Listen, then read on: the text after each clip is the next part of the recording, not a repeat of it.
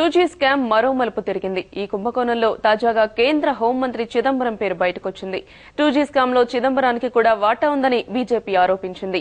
2007లో 2G spectrum ధరలను చిదంబరమే నిర్ధారించారని చెబుతోంది.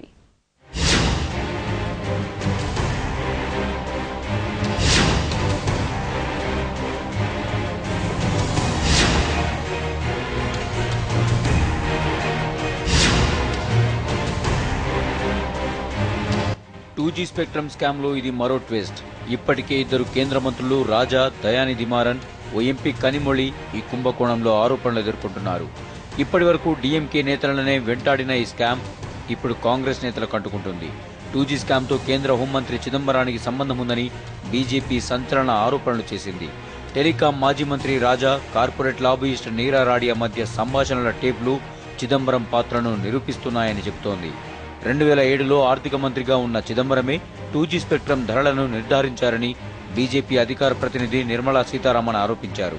2Gలో చిదంబరం పాత్రపై సీబీఐ విచారణ చేపట్టాలని డిమాండ్ చేశారు.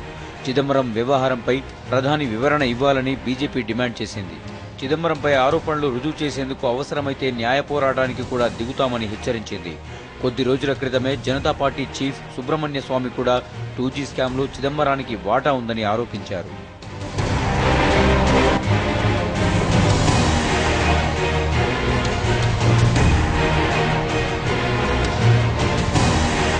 అయితే బీజేపీ ఆరోపణలను చిదంబరం తోసిపుచ్చారు. స్పెక్ట్రమ్ కేటాయింపుల్లో తానెలాంటి ప్రయోజనం పొందలేదని చెప్పారు.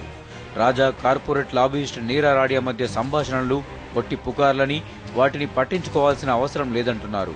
అటు కాంగ్రెస్ పార్టీ కూడా చిదంబరానికి అండగా నిలిచింది.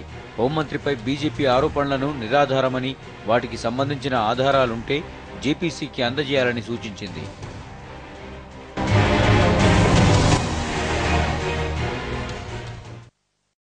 Ruchulu.com Making of Andhra Recipes.